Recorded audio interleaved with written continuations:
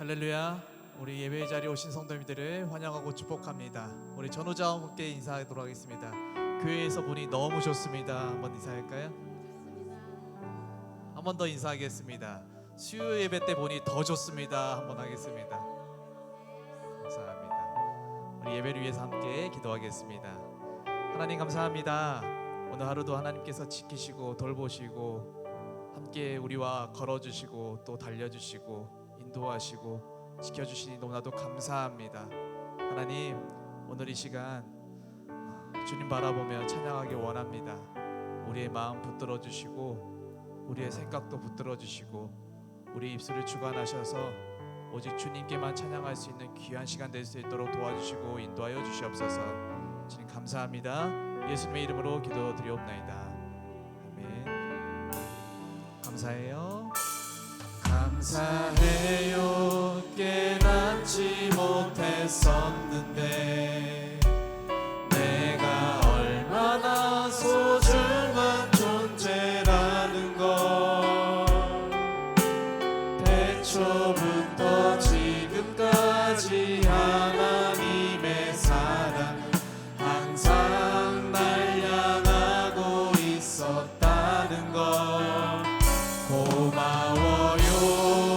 그 사랑을 가르쳐준 당신께 주께서 허락하신 당신께 그리스도의 사랑으로 더욱 섬기며 이제 나도 세상에 우리 한 번 더 고백할까요? 감사해요. 감사해요. 깨닫지 못했었는데 내가 얼마나 소중한 존재라는 걸 태초부터 지금까지 하나님의 사랑은 항상 날 향하고 있었다는 걸 고마워요. 그 사랑을 가르쳐준 당신께 주께서 허락하신 당신께 그리스도의 사랑으로 더욱 섬기며 이제 나도 세상에 전하리라. 당신은 사랑받기 위해 그리고 그 사랑 전하기 위해 주께서 택하시고 이 땅에 심으셨네. 또 하나의 열매를 바라시 당신은 사랑받기 위해 당신은 사랑받기 위해 그리고 그 사랑 전하기 위해 주께서 택하시고 이 땅에 심으셨네. 또 하나의 우리 처음부터 다시 한번 고백하겠습니다. 감사해요. 감사해요. 깨닫지 못했었는데 내가 얼마나 소중한 존재라는 걸 태초부터 지금까지 하나님의 사랑은 항상 날 향하고 있었다는 걸 고마워요. 그 사랑을 가르쳐준 당신께 주께서 허락하신 당신께 그리스도의 사랑으로 더욱 섬기며 이제 나도 세상에 전하리. 당신은 사랑받기 위해 당신은 사랑받기 위해 그리고 그 사랑 전하기 위해 주께서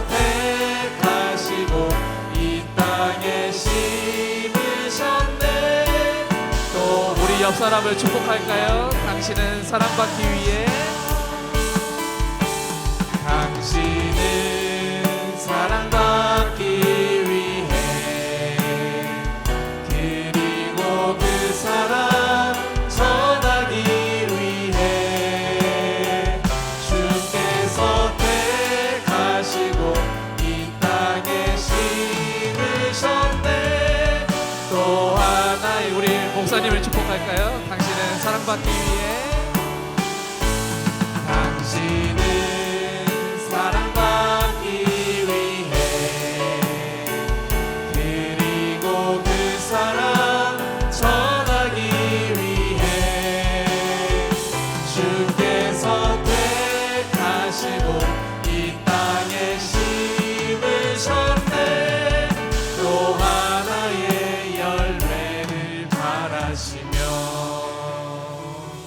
아멘.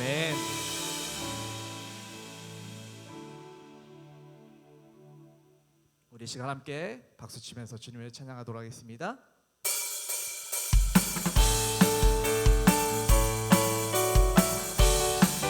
예수보다 더 좋은 친구 없네. 예수보다 더 좋은, 우리 한 번 더 하겠습니다. 예수보다 더 좋은 친구 없네. 예수보다 더 좋은 친구 없네. 괴로울 때 다가와서 마음에 평화 주는 신실하신 나의 참 친구. 외로울 때 찾아와서, 외로울 때 찾아와서 친구가 되어주는 사랑 많은 나의 참 친구. 주 예수, 주 예수 사랑하리라. 나의 생명 다할 때까지 주 예수 사랑하리라. 나의 생명 다할 때까지. 예수보다 좋은 친구 없네. 예수보다 더 좋은 친구 없네. 아멘. 예수보다 더, 한 번 더 고백하겠습니다. 예수보다 더 좋은 친구 없네. 예수보다 더 좋은 친구 없네. 괴로울 때 다가와서 마음에 평화 주는 신실하신 나의 참 친구. 외로울 때 찾아와서 친구가 되어주는 사랑 많은 나의 참 친구. 주 예수 사랑하리라.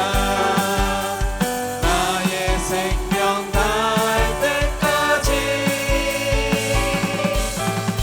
주 예수 사랑하리라.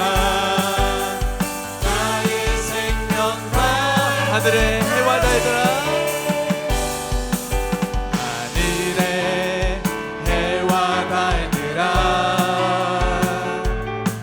소리 높여 찬양하여라. 나팔소리 비파와 수금으로 춤추며 찬양하여라. 높은 산과 넓은 바다 모두 주를 찬양하여라. 호흡이 있는 자마다 여호와를 찬양하여라. 세상 모든 사람들아, 세상 모든 사람들아,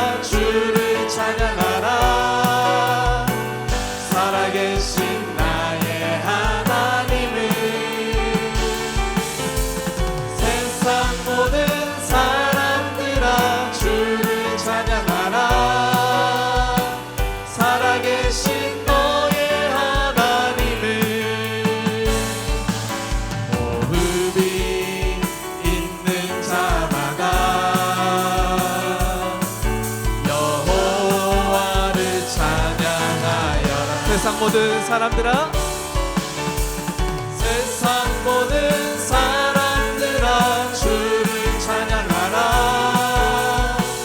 살아계신 나의 하나님을. 세상 모든 사람들아 주를 찬양하라. 살아계신 너의 하나님을. 호흡이 있는 자마다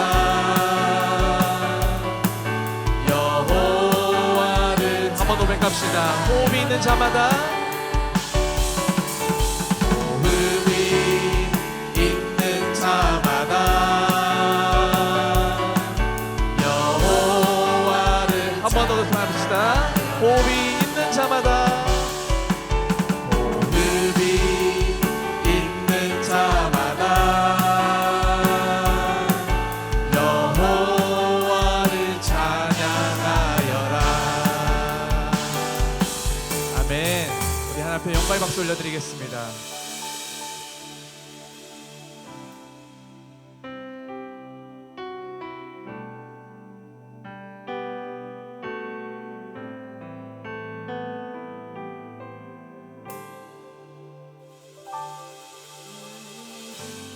대신 여호와여,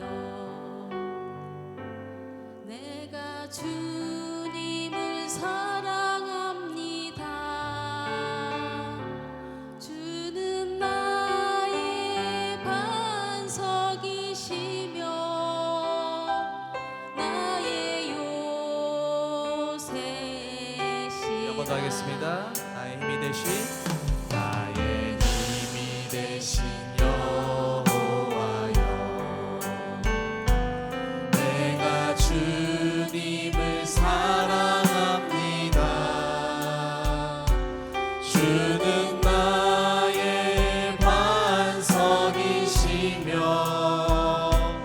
나의 요새시라. 주는 나를 건지시는, 주는 나를 건지시는 나의 주, 나의 하나님, 나의 피할 바위시요, 나의 방패. 우리 선포합시다. 나의 하나님, 나의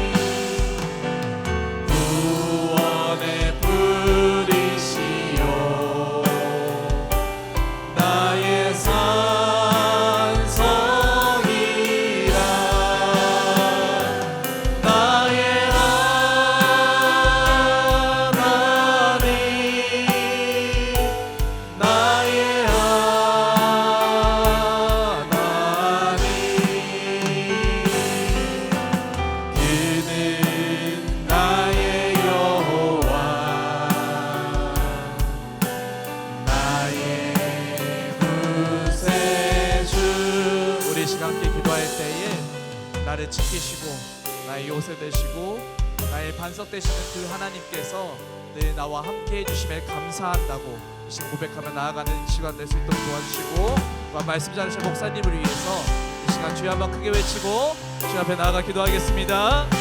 주여, 하나님 아버지 감사합니다.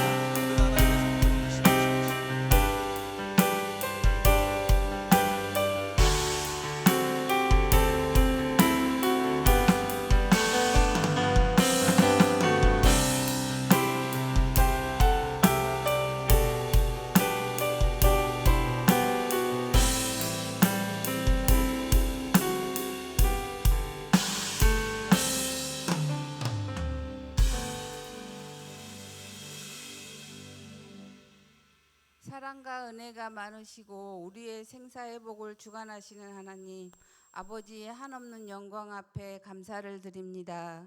주일 후 3일 동안도 세상적으로 살다가 오늘 수요 예배로 주님 앞에 예배할 수 있는 은혜와 사랑에 감사와 감사를 드립니다. 주님 앞에 항상 순정하며 은혜로 살게 하옵소서.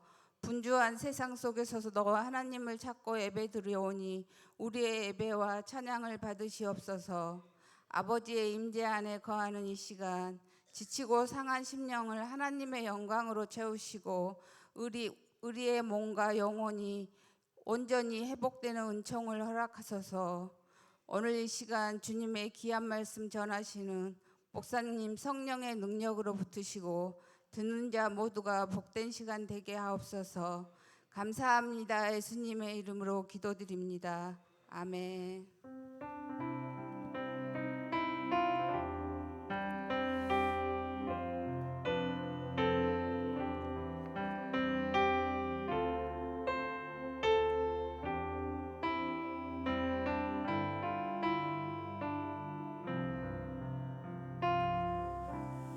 아멘. 우리 한 주간 요절 말씀 묵상합니다. 불같은 날이 있다.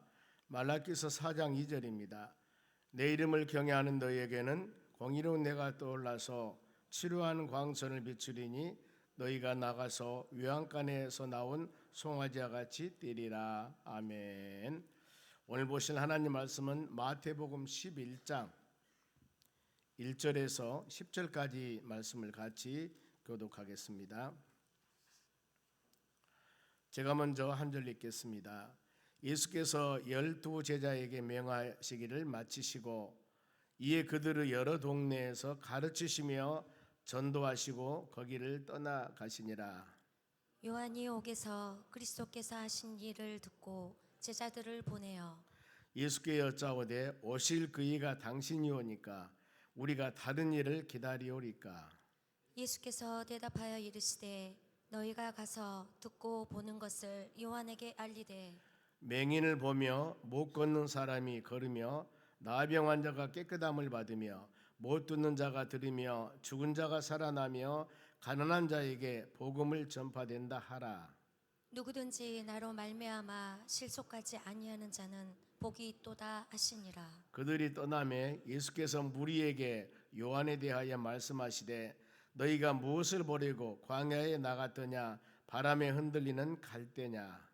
그러면 너희가 무엇을 보려고 나갔더냐 부드러운 옷 입은 사람이냐 부드러운 옷을 입은 사람들은 왕궁에 있느니라. 그러면 너희가 어찌하여 나갔더냐 선지자를 보기 위함이었더냐. 옳다. 내가 너희에게 이르노니 선지자보다 더 나은 자니라. 기록된 바 보라 내가 내 사자를 너희 앞에 보내노니 그가 내 길을 너희 앞에 준비하리라 하신 것이 이 사람에 대한 말씀이니라. 아멘. 옆 사람 인사합시다. 은혜 받읍시다. 오늘 하나님 말씀 어떤 말씀이냐면 우리가 의지할 것들은 무엇일까? 오직 예수입니다. 예수님께서 와서 복음을 증거하고 그 다음에 예수님의 오시는 길을 세례 요한이 준비를 합니다. 그랬을 때 예수님이 이제 갈릴리 지역에 복음을 증거하면서 핍박이 오기 시작해요. 어떤 상황이나 그러죠.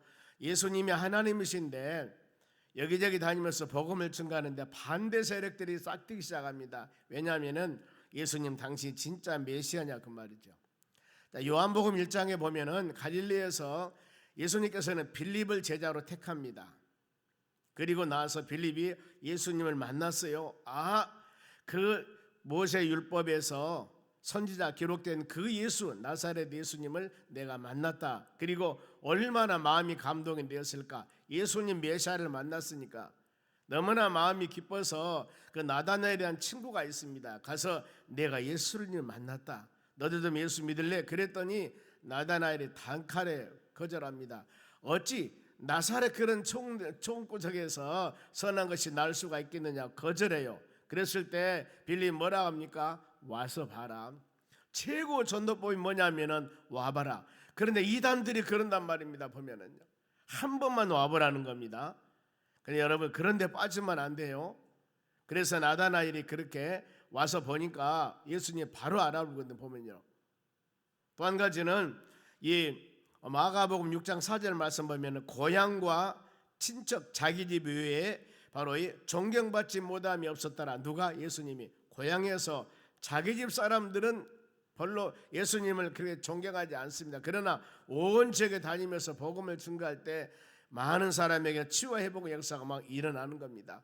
우리가 예수님 믿으면서 믿음으로 사는 여러분들도 동일합니다. 혹시라도 신앙의 여정을 가면서 다른 사람 핍박 않거든요. 보면은요, 가까운 사람들, 아는 사람들, 가족들, 친지들, 이웃들, 이런 사람들이 핍박하는데 성경 분명히 가르칩니다. 의를 위해서 핍박을 받는 자는 복이 있나니 천국이 저희 것이라고 그랬습니다. 또 하나님의 나라에 가기 위해서 온전한 믿음 생활을 하려면 많은 핍박이 있다고 성경은 말씀하거든요. 그래, 이 핍박을 받으면서 믿음으로 사는 우리 신앙생활, 그래도 내가 세상과 타협하지 아니하고 세상과 짝하지 아니하고 믿음으로 살아가고, 더 나아가서 이런 핍박이 온다 할지라도 거기에 하나 되지 않고 굴복하지 않고 흔들리지 아니하고 믿음으로 살아가게 하신 하나님께 감사하는 여러분들이 되시기 바랍니다. 그래서 이런 수많은 여러 가지 어려움이 올 때 우리 신앙의 자세입니다. 베드로전서 5장 8절 볼게요. 근신하라 깨어라, 너희 대적 마귀가 우는 사자와 같이 두루 다니며 삼킬 자를 타느냐, 이겁니다. 근신하라 깨어라, 정신 바짝 차리면 되거든요. 보면은 근신이라고 하는 것은 의미가 술 취하지 말라, 정신 차리고 있어라. 정신이 그냥 흐릿하고 술 한잔 먹고 비슬비슬하면은 분별력이 없습니다. 그러지 말라는 거. 그리고 더 나가서 깨어있어라 말은 지켜보다 망보다라는 뜻입니다. 왜냐하면 이 사단 마귀란 놈들이 더 나가서 수많은 세상의 환경들이 아니면 물질 문명들이 믿음의 자녀들을 넘어뜨리려고 수많은 방법을 가지고 미혹할 때 이것을 이겨나가려면 여러분들이 망보고 지키고 있어야 됩니다. 즉 말하면 보초병 사명을 잘 감당해야 돼요. 내가 내 자신도 지켜야 되지만은 여러분 가정도 지켜야 되고, 하나님의 교회뿐만 아니라 여러분이 섬기는 모든 것, 직장도 마찬가지입니다. 믿음의 사람들이 기도로 잘 지켜서 조금 더 흔들리지 아니하도록, 하나님, 내가 서 있는 곳, 내가 가는 곳마다 주님이 동행하기 때문에 그곳에서는 아름다운 열매가 주렁주렁 맺기를 원하며 가는 곳마다 행하는 일들마다 선한 열매가 맺기를 원합니다. 이런 기도하면서 여러분들이 가는 곳마다 행하는 곳마다 바로 주인공이 되어서, 야, 저 사람만 오면은, 저 사람만 행하면은, 저 사람과 같이 하면은 뭔가 뭐 일이 잘 돼, 이런 바로 믿음의 사람이 되는 여러분들이 되시기를 바랍니다. 왜 잘 되냐면 우리는 하나님과 동행하기 때문입니다. 하나님 우리에게 능력을 주기 때문입니다. 내 힘과 내 모든 것은 연약한다 할지라도 항상 기도하기를, 하나님 나에게 힘을 주고 능력을 주어서 주님이 주시는 그 힘을 가지고 이겨나가기를 원합니다. 이런 기도 꼭 여러분들이 하셔야 된다는 겁니다. 본문에 보면 예수님이 전도 사역을 시작합니다. 1절 말씀 보겠습니다. 예수께서 12 제자에게 명하기를 마치시고 끊임없이 제자들을 가르쳐 보면은요, 예수님이 바로 베드로, 안드레, 야고보, 요한, 빌립 이런 제자들을 부르실 때 그냥 가라는 게 아니거든요. 끊임없이 말씀을 통하여 그들을 가르치기도 하고, 그 다음에 기사와 이적을 통해서 보여주기도 하고, 3년 반 동안 예수님의 제자들은 가르침을 보았고 예수님의 기사와 이적을 보았고 모든 것을 보고 듣고 한 것이었습니다.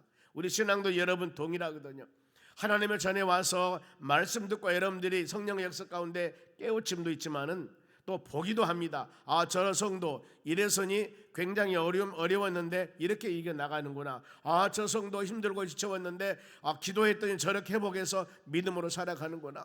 저 연약한 부분이 있었는데 그렇게 하나님 붙잡고 믿음으로 매달리더니 저렇게 회복됐구나. 이것을 보고 듣고 내가 직접적으로 체험하기도 하지만은 간접적으로 이런 상황들을 통해서 하나님의 역사심을 마음으로 깨닫게 되는 것들입니다.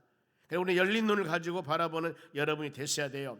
거기서 제자들에게 명하기를 마치시고 이에 그들의 여러 동네 가르치시며, 예수님이 많은 곳 다니면서 말씀을 가르칩니다. 전도하시려고 거기를 떠나가시니, 이제 갈릴리에서 복음을 쭉 증거하고, 여기 보면 거기는 가버나움이라고 그럽니다. 자료에 보면은 가버나움에서 복음을 증거하고 이제 떠납니다. 다른 곳으로 전도하기 위해서. 예수님께서는 끊임없이 제자들에게도 마가복음 16장 15절에 너는 가서 만민에게 복음을 증거하라고 그럽니다. 가서 그리고 이 예수님 승천하시기 전에 제자들에게 부탁할 때도 그랬습니다. 사도행전 1장 8절에 너희가 성령을 받고 능력을 받아서 예루살렘과 온 유대와 사마리아 땅끝까지 이르러 내 증인되라고 그랬습니다. 그래 믿음의 사람들은 항상 모든 일 할 때마다 하나님의 성령의 역사가 내 마음에 임하셔야 돼요. 내 마음에 기도할 때도 성령의 은혜 가운데 기도해야 되고, 헌신과 봉사할 때도 성령 힘으로 봉사해야 되고, 전도할 때도 성령 힘으로 복음을 증거해야 되고, 그래 이 예배 드릴 때도 영과 진리로 예배 드리라고 하지 않습니까? 그래 예배 드리기 전에 찬양할 때 큰 의미가 있습니다. 여러분, 찬양을 통하여서 혹시라도 하루 오늘 아침부터 오후 저녁 시간까지 내 마음에 아픈 것이 있든가, 내 마음에 열리지 않는 부분이 있든가, 그러면은 이 찬양을 통하여서 열린 마음을 가지고 하나님 내 마음 찬양 가사를 통하여서 받으시고, 더 말씀이 내 심령 가운데 떨어지게 하고 이 예배가 온전히 하나님께 연락되기를 원합니다. 오늘 직장 생활하면서 바로 이 이웃들이나 친구들이나 동료들이나 마음에 아픈 일들이 있다면은 이제 와서 예배 드릴 때 마음이 아프잖아요. 이랬을 때 우리는 먼저 찬양을 통하여 모든 거 회개하고, 하나님 내가 좀만 참았으면 될 텐데, 내가 좀만 용서했으면 될 텐데, 내가 좀만 바로 이 양보했으면 될 텐데, 이런 마음이 생기는 겁니다. 그러면서 자신을 성장 성숙해 나가면서 주여 이제 다음에는 이런 일이 있을 때 잘 인내로서 믿음으로 이겨 나가기를 원합니다. 이런 마음을 가지고, 새로운 마음을 가지고 이렇게 예배를 드리며 기도하며 간구할 때 우리의 좋은 마음이 바로 만들어져서 그곳에 하나님 말씀이 떨어질 때 30배, 60배, 100배의 결실을 맺는 역사가 일어날 줄로 믿습니다. 예수님은 이와 같이 가르치시며 전도하기 위해서 거기 가버나움을 떠났습니다. 그래서 바로 요한이 지금 세례 요한의 처지가 있는데, 세례 요한 예수님은 바로 예비를 준비하고 복음을 증거한 그런 사람이었는데, 세례 요한이 지금 2절 말씀 봅니다. 처한 환경이 요한이 세례 요한입니다. 옥에서 감옥에 갇혔습니다. 그리스도께서 하신 일을 듣고 제자들을 보내요. 세례 요한이 그랬죠. 바로 이 회개하라 천국에 가까운 나라 외쳤습니다. 그러면서 나는 예수님의 길을 바로 준비하기 위해서 예배하기 위해서 온 사람이다, 그렇게 말씀을 해요. 나는 흥해하되 그는 흥해하고 나는 새해도 되느니라. 나는 그분은 신발끈을 풀기도 감당하지 못할 하면서 예수님 복음을 증거했는데, 예수님이 오셨어요. 오셔가지고 어때요? 복음을 증거합니다. 그런데 지금 세례 요한이 어디 감옥에 갇혔다 그 말입니다. 왜 감옥에 갇혔을까? 이유가 있습니다. 마태복음 14장의 내용입니다. 갈릴리 베레아를 다스리는 분봉왕 헤롯 안티바스가 있습니다. 근데 이 헤롯 안티바스가 그 동생 이름이 빌립인데, 빌립의 아내 헤로디아, 즉 제수씨를 부인으로 얻어버린 거예요. 그리고 나서 불법으로 결혼했습니다. 그랬을 때 이 세례 요한이 아주 올바른 사람이거든요. 어디 세상에 그럴 수가 있느냐? 제수씨와 결혼해가지고 그럴 수가 있어? 이것 때문에 바로 헤롯에게 마음에 굉장히 좀 아팠습니다. 그리고 더 나가서 빌립의 아내 제수가 더 지금 시숙을 좋아해가 결혼해버렸잖아요. 그런데 헤롯 이 왕보다도 헤로디아가 더 지금 좋아해가지고 그런 관계가 되는데, 불편하니까 저 좀 세례 요한을 죽이고 싶어 감옥에 들어가 있는데, 그래서 헤롯 왕의 생일 잔치가 벌렸습니다. 그랬을 때 헤로디아가 꼬십니다. 그 딸이 하나 있는데 딸이 왕 앞에서 막 멋진 춤을 췄습니다. 얼마나 이쁜 딸이 얼마나 바로 춤을 췄었는가. 왕이 헷가닥 가버렸습니다. 네가 원하는 대로 내가 다 해주마. 1,000원을 달라고 하면 다 주겠다면 이랬겠죠. 그랬더니 이 헤로디아가 꼬집니다. 만일에 아버지가 헤롯 왕이 다 준다고 하면 너는 빨리 저 감옥에 있는 저 이 세례 요한을 살려주면 안 돼. 목을 잘라가지고 가서 갖고 오라고. 아니라 다를까 딸이 춤추고 있을 때 헤롯이 내가 너에게 무엇을 해주기를 원하느냐, 내가 다 해주겠다. 그랬더니 아니라 다를까 감옥에 있는 그 지금 세례 요한은 목을 잘라 바쳐 갖고 오라 그 말이에요. 그러니 어때요? 목 잘라 가지고 오는 거예요. 이런 사례들 바로 이 옥에서, 그런데 그 전에 감옥에 있으면서 예수님이 행한 사역들을 들었습니다. 예수님이 오셔가지고 이런 일 저런 일을 행하는데, 헤롯이 요한의 제자들에게 바로 제자들을 보냅니다. 누구? 예수님께 보내요. 자기는 감옥에 있으면서 예수님이 기사와 이적을만 행하는데 진짜 그런 일이 있어?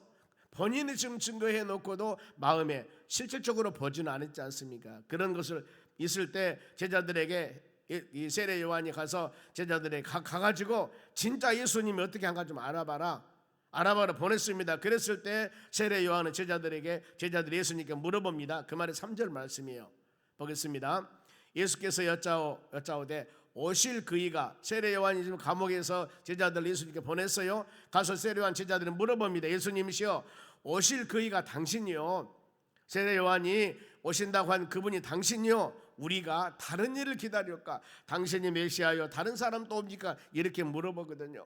그러면 여기서 세례 요한이 본인이 증거에서는 불구하고 지금 마음에 의심을 갖고 있는 것입니다. 여기서 우리가 깨달을 것입니다. 세례 요한 예수님 오신다고 전했지만은 본인 예수님에 대해서 체험과 보지는 못했다는 것.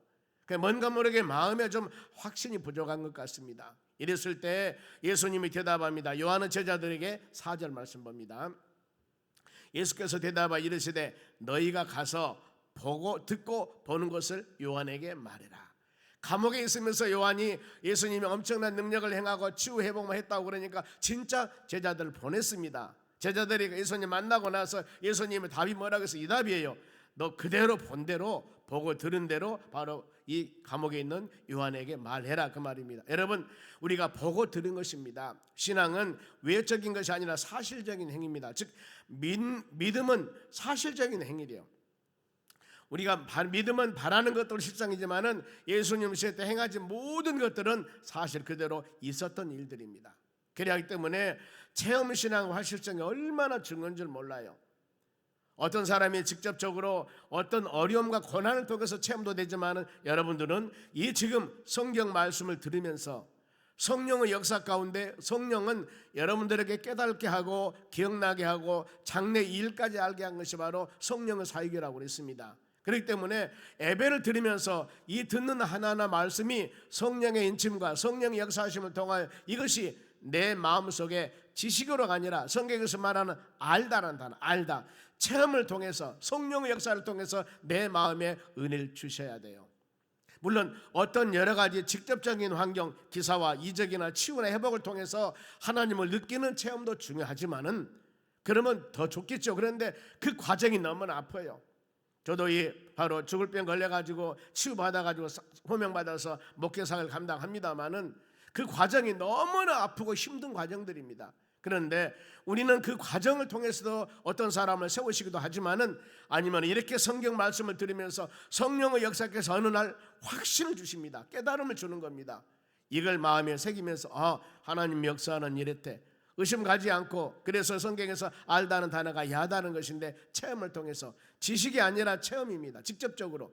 그런데 내 자신들이 하나님의 성령의 역사 가운데 여러분들에게 깨달음을 주신다, 그 말입니다. 그러면서 예수님의 5가지 기적을 보여줍니다. 5절 말씀입니다. 같이 읽겠습니다.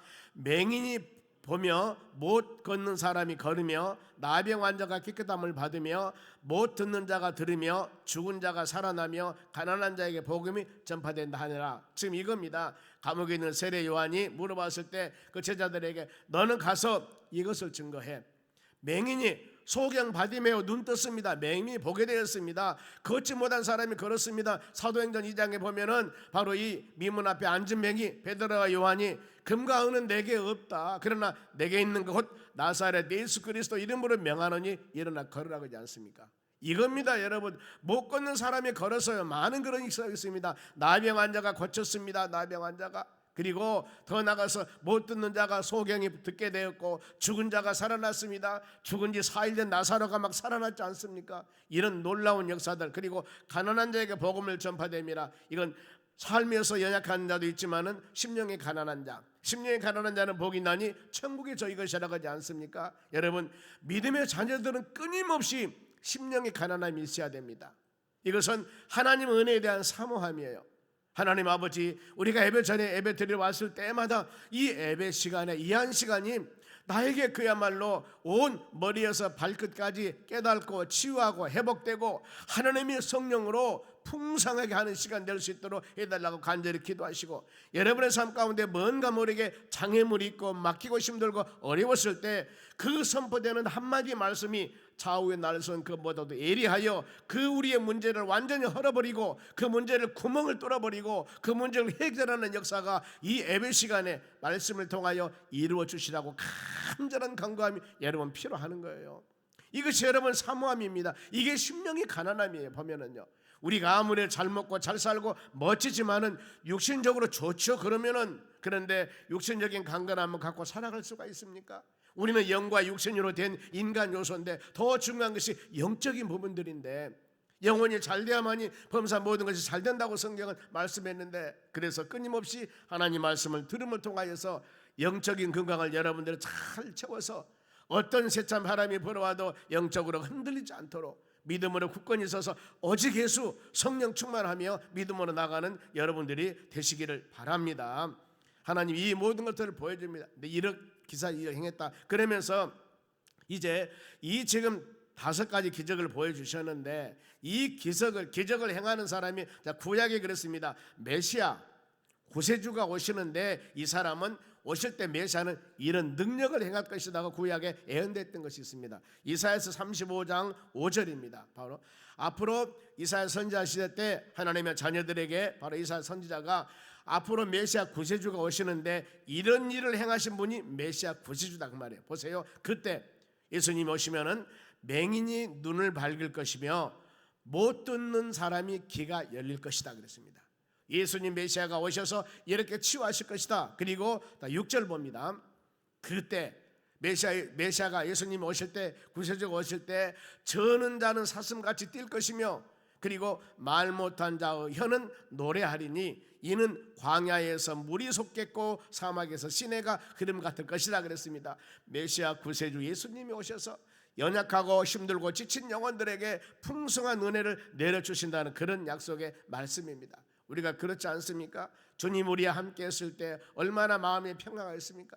내게 강같은 평화 아무리 불러봐도 입술로 고백만 했지 내 마음의 심령에 주님이 나와 함께 하시고 내 수고하고 무거운 짐 모두 주께 맡기면서 우리가 주님과 동행하는 삶이 복된 삶이요, 수고하고 무거운 짐을 다 맡기는 삶이요, 바로 은혜로운 삶이라는 것을 마음에 생각하면서 주여 내 모든 것 주여 다 맡깁니다 하면서 기도하며 간구할 때 진정한 평화가 심령 가운데 나오는 역사가 일어날 줄로 믿습니다. 그러면서 이 사실을 믿어라 그 말이에요. 이 사실을 믿어라. 예수님이 메시아를 믿어라 그 말입니다. 본문의 6절 보겠습니다. 누구든지 나로 말미암아 예수 그리스도로 말미암아 실족하지 아니한 자는 복이 있다 그랬습니다. 즉 여기 어떤 실족이나 많은 스캔들 우리가 스캔들 그러지 않습니까? 그것은 걸림돌 넘어지면란 뜻이 있습니다. 뭔가 하면 그 사람의 스캔들이 있습니다. 걸림돌 넘어짐이 있는데 이게 어떤 의미냐면은 예수 그리스도를 의심하지 아니하고 믿는 자는 복이 있다. 예수님의 구세주의 메시아임을 조금도 의심하지 않는다. 이것 때문에 걸림돌이 되고 이것 때문에 넘어져서는 안 된다. 이것 때문에 의심하지 않는다. 다른 의미로 확신을 가져다 그 말입니다. 우리가 믿으시죠? 예수님 우리의 구세주이시고 오직 예수 그리스도를 믿음을 통하여 구원받고 예수 그리스도를 믿음을 통하여 하나님의 나라 영생복을 누리고 우리 모든 삶은 바로 주님을 위해서 바라보며 사는 그런 삶, 살든지 죽든지 내가 주를 향하여 살아가는 이런 우리의 진실된 믿음의 고백이 되었을 때 하나님의 은혜가 임하게 되는 것들입니다. 그래서 이 우리의 장애물 스캔들 된 것들을 모두 버려버리고 구원의 확신을 가지고 내 하나님의 자녀임을 믿고 우리의 영원한 시민권은 하나님의 나라임을 믿고 조금 더 흔들리지 않는 믿음의 사람이 되는 여러분들이 되시기를 바랍니다. 그런데 입술로는 아멘 하면서도 마음은 두 마음이 될 때가 있다 그 말입니다. 제가 오늘 말씀 묵상하면서 그 생각했거든요. 아니 세례 요한 예수님 오는 길을 바로 예비하고 그렇게 떵떵거리며 했는데 나는 세야도 그 사람은 흥해야 되겠고 나는 그 사람은 신박기를 감당할지도 못할 사람에게 했는데 본인이 감옥에 들어가서 예수님의 기사와 행하니까 진짜 그 사람이 가서 가봐라 하고 제자들 보내잖아. 보면은요 우리 마음은 어떤가 생각을 해봤습니다.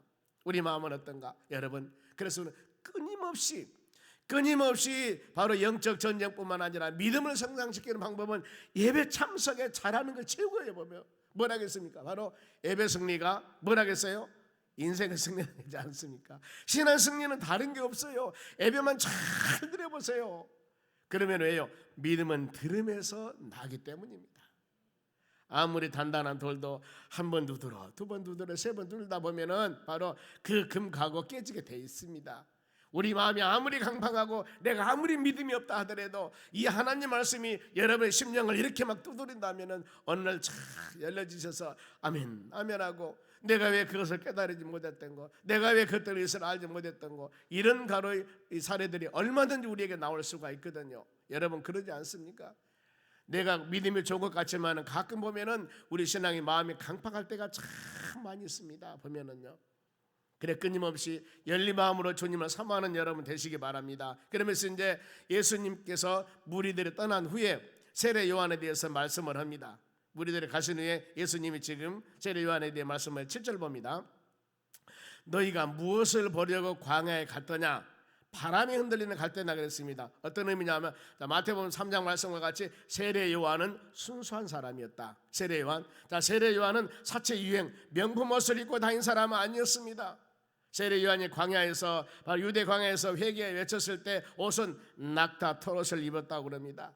허리는 가죽띠를 띄었다고 그럽니다. 그러니 어때요? 그 광야에서 회개를 외칠 때 요즘같이 최신 패션을 가지고 명품 옷을 입은 사람이 아니었어요.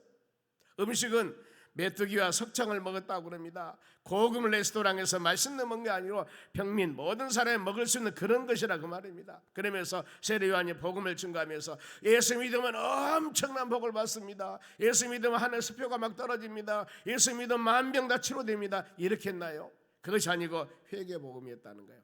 회개하고 돌아와라, 회개하고 돌아와라. 이것이 가장점으로 믿음 생활을 해 나가는 사람에게 축복받는 길이거든요. 왜요? 회개라는 단어는 원리치로 돌아오는 겁니다. 지금 어떤 사람이 여기 지금 송정역에서 어디 저 서울을 가야 되는데 KTX를 타고 서울 쪽으로 가야 되는데 저 여수 쪽이나 순천 쪽으로 가는 바로 이 표를 끊었습니다. 반대쪽으로 가잖아요.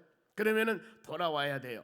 돌아와서 이 여수나 순천 가가지고 아이고 내가 잘못했구나 울며 한탄한 것은 진정한 회개가 아닙니다. 사람들이 내 잘못을 회개하면서 울며 애통하며 할 때 아, 저 사람 진짜 울었으니까 회개했다, 저 사람 울었으니까 새로운 사람이 되었다, 이렇게 판단하는데 물론 그것도 좋은 일이지만은 여수가 순천 가서 내가 지금 서울 가야 되는데 잘못했네 울어봤자 뭐예요? 우는 것은 좋습니다. 다시 송정리로 와야 돼요. 여기서 어때요? 새로운 마음을 가지고 서울을 가야 이게 진정한 회개다 그 말입니다. 하나님 말씀에 대한 내가 그릇된 잘못함을 깨달았으면은 원리치로 돌아와야 돼요. 그리고 하나님이 원하는 뜻이 무엇인가 그 바른 길을 가는 것이 진정한 회개라는 거예요. 그런데 우리는 울며 탄식하며 잘못함을 깨달았을 때 이것만 진정한 회개로 생각을 하고 저 사람 울고 회개했으니까 다 됐다, 이거 아니거든요. 돌아와서 하나님 말씀을 붙잡고 그 말씀 안에 주님의 선한 뜻을 잘 마음에 새기면서 그 길을 바로 십자가가 되었건 가시밭이 되었건 하나님 바라보며 진정으로 나가는 그 길이 회개하는 자들을 가는 길이라는 겁니다. 꼭 이것을 여러분 생각하시기 바랍니다. 어떤 사람이 예배 드릴 때마다 눈물을 흘리며 기도하며 간구하는데 삶의 모습은 전혀 변함이 없어요. 왜 그랬을까? 진정한 회개가 되지 않았기 때문입니다. 내가 내 눈에 눈물을 주었으니 하나님 내가 이제 말씀 안에 돌아와서 주님이 원하는 선한 뜻 가운데 믿음으로 살아가길 원합니다. 이런 마음을 꼭 가지셔야 돼요. 세례 요한은 여러분 순수한 분, 또 세례 요한은 인기 따라 흔들린 사람이 아니었다는 겁니다. 바로 세상 바람과 여론 바람 따른 사람이 아니었고 하나님 말씀을 따르고 주님이 주신 사명을 감당하는 믿음의 사람이었습니다. 바람이 흔들린 자란 의심하는 자를 말합니다. 야고보서 1장 6절에도 의심하는 자, 두 마음을 갖는 자들은 정함이 없다, 그들의 기도는 응답도 없다고 합니다. 또 세례 요한은 사치하는 사람이 아니었다는 겁니다. 예수님께서 지금 쭉 세례 요한에 대해서 말씀을 하는 겁니다. 세례 요한은 이런 사람이었다, 즉 세례 요한은 사치하는 사람이 아니었다. 8절 말씀 봅니다. 그러면은 너희가 무엇을 보려고 나갔더냐? 광야에 부드러운 옷을 입은 사람이, 여기서 부드러운 옷이란 말은 화려한 뜻이 있습니다. 화려하다는 뜻이 있어요. 부드러운 화려한 옷을 입은 사람이냐? 부드러운 옷을 화려한 옷을 입은 사람은 어디 가야 돼요? 왕궁에 있느니라 그랬습니다. 광야에는 그런 사람이 있는 게 아니라, 그러면서 예수님의 진실적인 마음을 알으라는 겁니다. 예수님 마음을 마태복음 11장 29절입니다. 보세요. 나는 마음이 온유하고 겸손하니, 여러분 이것이 예수님 마음입니다. 예수님 마음은 온유하다, 그 말은 친절하다, 동정심이 많은 것인데 이 팔복에도 그렇습니다. 온유한 자는 복이 있나니 저희가 어때요? 바로 땅을 기업으로 받을 것이라고 그랬습니다. 이런 온유함, 그리고 예수님 성품입니다. 또 한 가지는 겸손함. 겸손은 많이 들었죠. 낮아짐, 다른 사람을 섬김, 이게 바로 겸손이고, 더 나가서 이 온유함과 겸손한 마음을 가지고 어때요? 나의 멍에를 메라. 멍에를 메다, 그 말은 주님과 동행하는 삶, 내가 먼저 앞에 가도 안 되고 뒤에 가도 안 되고 항상 주님과 함께 동행하는 삶에 되어야 된다는 것. 엄청난 능력이 있습니다, 여러분. 하나님과 동행함을 믿는다면은 하나님이 내 옆에서 내 손잡아주고 같이 감을 믿을 때 얼마나 여러분 마음에 든든함이 생깁니까? 하나님이 함께 하시는데 이것을 우리가 믿어야 되고, 그러면서 내게 배우라. 그리하면 너희가 마음에 쉼을 얻을 것이다. 쉼이라는 건 뭘까요? 안식을 말합니다. 안식, 참된 안식은 어디가 있냐면은 예수 그리스도 안에 있습니다. 오직 왜냐하면은 성경에 요한복음 8장 32절에 진리를 알지니 진리가 너를 자유케 한다고 그랬습니다. 내 마음에 참된 안식과 자유함은 진리 안에, 즉 예수 그리스도 안에 있을 때, 예수님 품 안에 있을 때, 믿음으로 확신 가졌을 때, 이때 우리 마음에 평안함이 있는 것입니다. 그래서 인생의 모든 길 방황할 때 가장 큰 길은 여러분 어렵지 않습니다. 요한복음 14장 6절 보세요. 내가 길이요, 예수님만 따라가면 됩니다. 내가 진리요, 참입니다. 내가 생명이요, 예수님만 따라가면 살판이 생기는 거예요. 우리의 살아가는 살길은 여러분, 생명의 길은 예수님 따라가는 길이거든요. 하나님 교회 와서 말씀 듣고 그것이 내 심령에 새겨질 때 그 주님 은혜 따라가면 여러분 되는 겁니다. 때문에 예수를 믿을 때 너무나 머리로 믿지 말라 그러지 않습니까? 너무나 사람 머리 쓰면 나도 복잡하지만 예수님도 복잡해. 그러니 바로 주신 말씀을 그대로 믿고, 되든 안 되든 믿고, 이것이 믿음이거든요. 보면은요, 하나님 말씀을 들었다 놨다 내 생각 판단하고 분석하고 자료 나오나 치우쳐보고 바로 들어보고 근종 달아보고 별 방법은 안 된다는 겁니다. 믿음은 그대로 단순하게 믿고 나가는 거. 그래 어떤 사람은 그러지 않습니까? 좀 어리석게 믿어라. 그 말은 뭐예요? 그 말씀대로 의심하지 말고 따라가라는 겁니다. 주님은 이것을 원하고 있습니다. 예수님만 바라보며 여러분 믿음으로 살아가시길 바랍니다.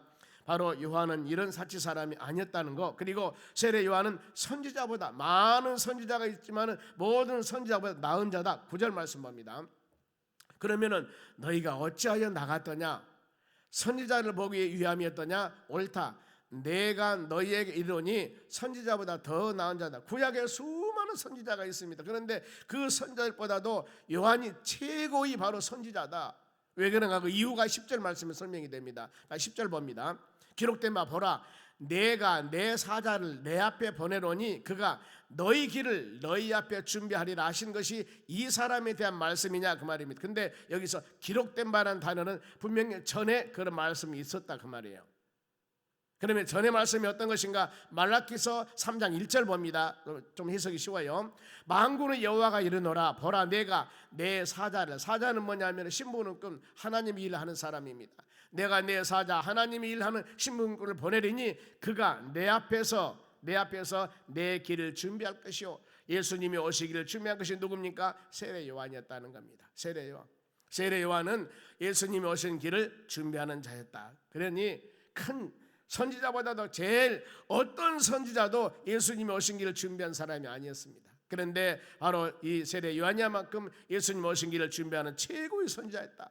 구약의 말라기에서 예언했던 그가 내 앞에서 내 길을 준비할 것이요, 그 주인공이 바로 세례 요한이었다는 겁니다. 그러면서 예수님이 세례 요한을 평가합니다. 얼마나 어떤 사람인가? 11절 예수님의 세례 요한 평가합니다. 내가 진실로 너에게 말하노니 여자가 낳은 자 중에 여자가 낳은 자도 아들 낳고 딸 낳고, 그러니까 세상에 태어난 모든 사람 중에, 그렇죠, 남자가 어린하지 않잖아요. 여자가 낳지 않아요. 그러니까 세상에 태어난 모든 인간 사람 중에 여자가 낳은 중에 세례 요한보다도 큰 이가 일어남이 없도다. 최고라 그 말입니다. 그러나 천국에서는 극히 작은 자라도 그보다 큰이라고 말씀합니다. 그러면 세례 요한의 상급이 큰 이유, 세례 요한이 구세주를 비록 처음에 의심했지만은 메시아를 준비하는 삶, 자기보다도 우선이었기에 최고라고 칭찬을 받았습니다. 예수님 오신 길을 준비한 이 바로 신장로를 만든 그분이었기 때문에 최고로 여긴다 그 말입니다. 주님을 내 자신의 삶만을 위해서 살아간 것이 아니라 나는 쇠하지만 그는 흥하겠다고 오직 주님의 길을 예비한 사람이기 때문에 최고의 사람이라 하는 겁니다. 마태복음 6장 33절 말씀에도 너희는 먼저 그 나라와 의를 구하라. 그리하면 이 모든 것이 너희가 더할 것이라 말씀하지 않습니다. 고린도서 10장 31절에도 먹든지 마시든지 무엇을 하든지 어때요? 하나님의 영광을 위해서 해라. 이것입니다. 믿음의 사람들이 그 나라와 의가 첫째가 되어져야 되고 바로 모든 것이 하나님의 영광을 위한 일이 되어져야 된다는 거예요. 이렇게 사는 사람이 최고다 그 말이에요. 그런데 요한은 그렇게 살았다는 겁니다. 예수님의 길을 예비했고, 그러니 이 세상 사람들 중에 최고인데, 그러나 천국에서는 극히 작은 자는 그보다 큽니다. 세상에서 아무리 명예 권세 물질 엄청나게 똥똥거리고 산다 하지만은 바로 세상에 아무리 부자다 하더라도 하나님의 나라 천국 가는 사람보다 못하다 그 말이에요. 하나님의 나라 천국 간 사람이, 예수 믿고 천국 간 사람이 최고다는 겁니다.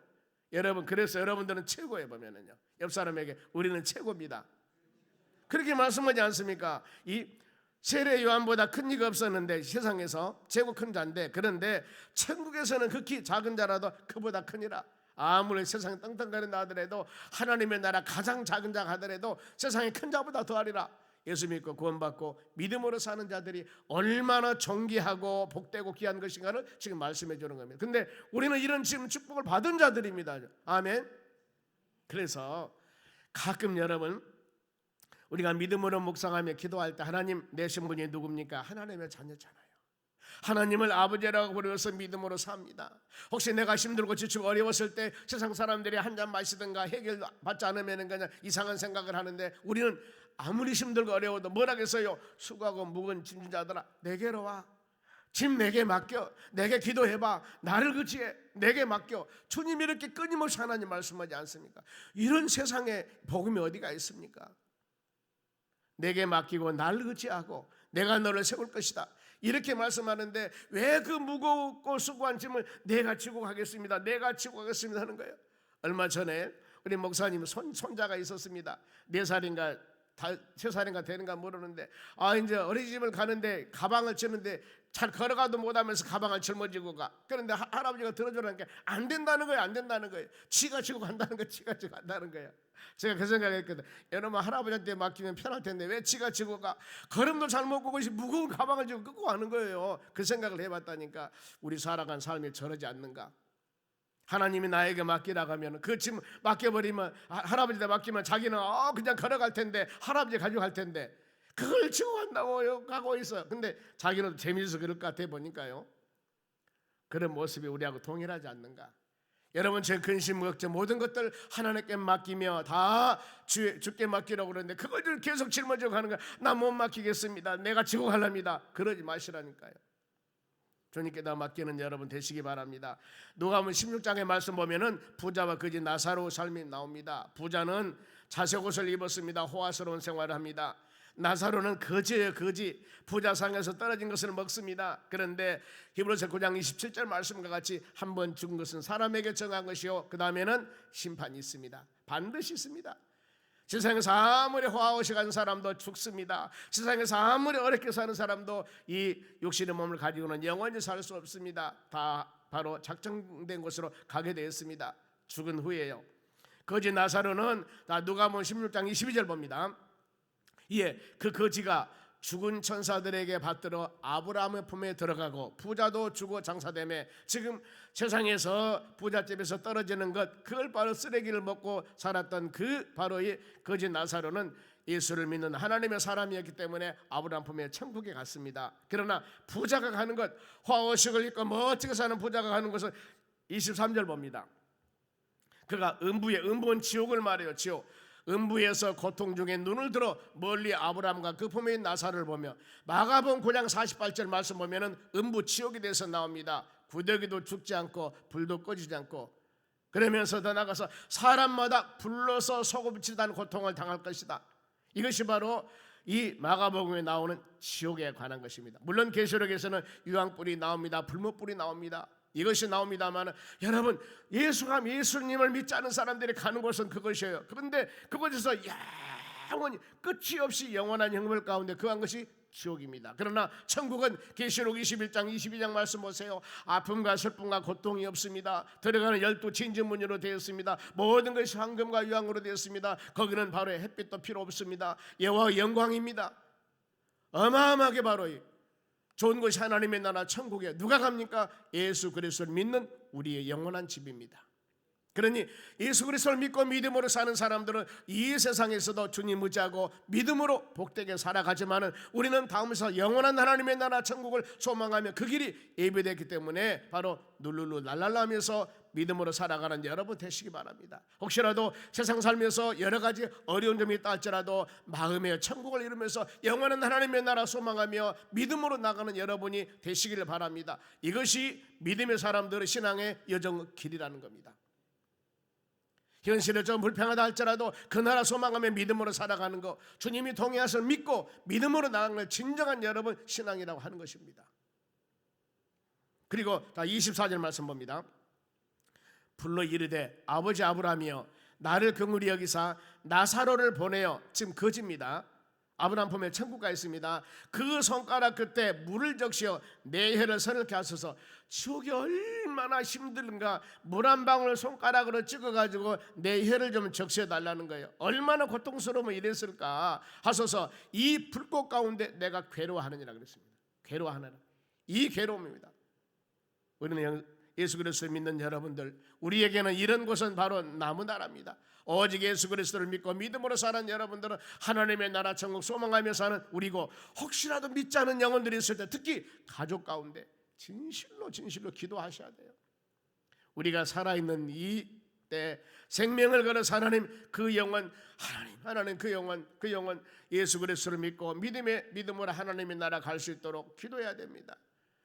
창세기 바로 보면은 소돔성이 멸망을 당할 때 그 소돔성에 있는 노수 가정이 있었습니다. 아브라함은 조카였어요. 그 성이 불과 영으로 멸망당할 때 소돔성을 노수 가정을 구원해 준 것은 그들의 믿음보다도 아브라함의 기도, 간구함을 생각하사 기억하사 그랬습니다.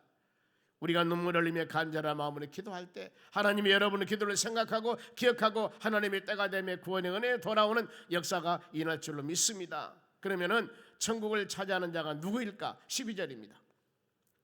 세례 요한의 때부터 지금까지 천국은 침노를 당하나니, 침노하는 자는 빼앗으니라. 침노를 당하다 그 말, 밀고 들어가다 그 말입니다. 여기서 바로 여러 가지 뜻이 있습니다만은 하나님의 나라 천국은 여러분 차지하는 자는 천국을 사모해야 됩니다. 소망해야 됩니다. 갈급해야 됩니다. 가만히 있으면 되는 게 아니라 그 말이죠. 예수 그리스도를 믿고 믿음의 사람들이 더욱더 성장 성숙과 믿음, 하나님 보시기에 합당한 믿음으로 우리 신앙을 성숙해 나가면서 하나님의 나라 소망하며 어떤 어려움과 고난이 있다 하더라도 이것에 흔들리지 아니하고 믿음으로 주님 바라보며 나아간 하나님의 자녀들이 되어야 될 줄로 믿습니다. 그러면서 세례 요한은 사역의 가치가 13절 말씀합니다. 보세요. 모든 선지자와 율법이 예언한 것을 요한까지니라. 구약의 선지자 많은 사람들이 있었지만은 마지막 선지자가 세례 요한이었다. 이후에 예수님이 오셔서 복음의 시대가 시작됩니다.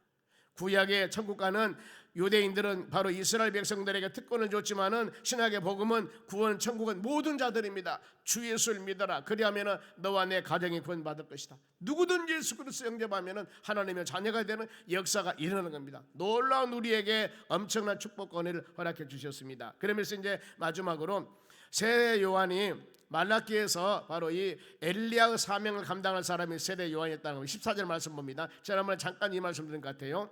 만일 너희가 즐겨 받을지인데 오리라 한 그 엘리야가 구약에서 말라기서 때 엘리야가 온다 그랬는데 그 엘리야가 곧 이 사람이다. 세례 요한이 구약에 예언했던 엘리야다. 그러면은 말라기서 4장 5절 말씀 보겠습니다.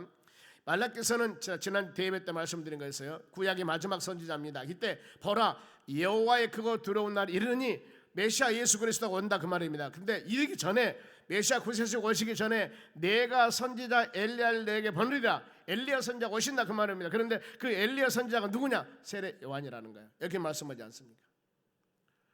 그래서 우리는 이런 말씀 마음에 깊이 새기면서 항상 여러분 깨어있는 자가 돼요. 깨어있는 자. 15절 말씀 보고 마칩니다. 귀 있는 자는 들을지니라. 이 말씀 어디서 많이 들어본 것 같죠? 요한계시록에 2장 3장에 보면은 이 소아시아에 있는 7개 교회에게 보내는 서신이 계시록 2장 3장입니다. 여기 봤을 때 에베소, 서머나, 바로에서 버가모, 두아디라 총 여러 가지 라오디가 교회들이 있습니다. 그런데 7개 교회에 보낸 서신 마지막 마치면서 귀 있는 자는 성령이 너희에게 하신 말씀을 들을지니라. 이렇게 맞춰요. 아무리 하나님 말씀을 선포해도 그 말씀을 마음으로 받아들인 것, 하나님 말씀으로 받아들인 사람은 복이 있습니다. 그러나 받아들인 길은 다 갖고 있죠. 육신의 길을 말하는 게 아니에요. 하나님 말씀을 말씀으로 받아들인 사람에게는 복이 있다는 겁니다. 여러분, 옆 사람에게 우리는 복 받은 사람입니다. 그렇잖아요. 예수 믿고 믿음으로 산다는 게 여러분 가장 큰 복 중의 복이라니까요. 그래서 우리 모두는 복순이 복남이에요. 복순이 복남이. 이걸 마음으로 생각하시면서 혹시라도 내가 믿음으로 흔들리고 조금 어려웠을 때, 하나님 나는 복순이 복남인데 바로 주님 의지하고 믿음으로 어떤 세찬 바람이 불어와도 붙잡고 살아가겠습니다 했을 때, 알았다. 그 눈물을 기억하시고 여러분의 찬송을 기억하시고 하나님의 때가 되면 흔들어서 넘치는 주의 축복과 은혜를 내려주실 줄로 믿습니다. 항상 열린 마음으로 하나님 말씀 붙잡고 믿음으로 승리해 나가는 여러분 되시기를 주의 이름으로 축원합니다. 기도하겠습니다. 하나님 감사드립니다. 주신 말씀 마음에 새기며 우리가 믿음으로 승리해 나가기를 간절히 원합니다. 아버지, 열린 마음으로 예배 드릴 때마다 우리의 심령이 소생하고 우리의 마음이 더 은혜스럽고 우리가 힘이 했던 것이 정확해지고 이제 힘이 연약한 심령들의 힘을 주시고 믿음이 연약한 심령들의 믿음을 주어서 이 말씀 붙잡고 담대하게 승리해 나가는 역사가 있나도록 복의 복을 도하여 주시옵소서. 감사하며 예수님의 이름으로 기도합니다. 아멘. 잠깐 광고 말씀. 이번 성령 치유 집회는 여전도 특성입니다. 여전도 총회장님 그리고 모든 임원들, 회장단들 다 오셔서, 우리 여전도 다 오셔서, 자리가 부족하려나 다 오셔서 특성하고 우리 같이 금요 성령 치유 집회 간절히 나와서 기도합시다. 얼마나 좋습니까? 이 시기가 참 좋아요. 여러분, 지금이 구원받을 때요. 지금이 은혜 때입니다. 지금이요. 여러분들 나오셔서 옆 사람들 좀 많이 모시고 오셔서 또 힘들고 지치고 어려운 영혼들 있으면 집사님 교회 한번 갑시다. 성도님 갑시다. 가서 옆에 앉아서 같이 우리 기도하게요. 간절히 기도하고, 그래도 기도 제목이 있으면은 그야말로 우리가 모든 사람이 알아서 좋을 기도라면 기도 제목을 저한테 적어주세요. 그러면 그 기도 제목을 놓고 같이 통성으로 기도하게요. 얼마나 좋아요, 여러분. 그래서 치유와 회복의 역사가 일어나고 악한 건 물러가고 회복되고 이런 신앙을 충만한 역사가 우리 삶 가운데 임했으면 좋겠습니다. 하나님의 교회는 그와 같이 은혜가 막 폭포수와 같이 임해야 됩니다. 여기저기서 막 간증이 나오고 하나님 예수 믿고 기뻤다는 막 이런 은혜가 나오고 그런 충만한 바로 믿음의 사람이 되기 위해서는 여러분 금요 기도에 나와서 간절히 기도해야 됩니다. 기도 않고 잠잠하면은요 여기저기서 불평 불만 원만한 소리만 나와요. 이건 사단이 좋아한 거거든요. 이걸 물리치는 길은 기도하고 열심히 강구해서 우리 신앙 성숙해 나가는 겁니다. 새해가 시작됐습니다만 같이 이번 금요 성령 치유 집회 때 많이 나오셔서 같이 기도할 때 은혜가 임할 줄로 믿습니다. 다음 주 오후 예배는 우리 교구별 성경 암송대입니다. 우리 교구장님들 매년 해왔습니다만 잘 좀 정리해서 하나님 영광 돌릴 수 있도록 해주셨으면 감사하겠습니다. 찬송가 542장 드리고 주기도문으로 마치겠습니다.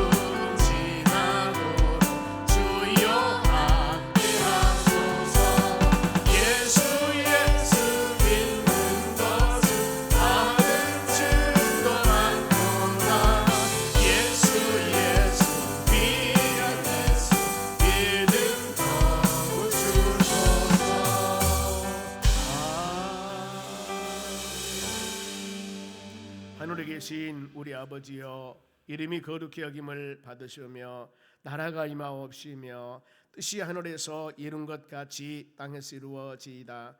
오늘날 우리에게 일용할 양식을 주옵시고 우리가 우리에게 죄 지은 자를 사하여 준 것 같이 우리의 죄를 사하여 주옵시고 우리를 시험에 들게 하지 마옵시고 다만 악에서 구하옵소서. 대개 나라와 권세와 영광의 아버지께 영원히 있사옵나이다. 아멘. 충만해 주시면 감사합니다.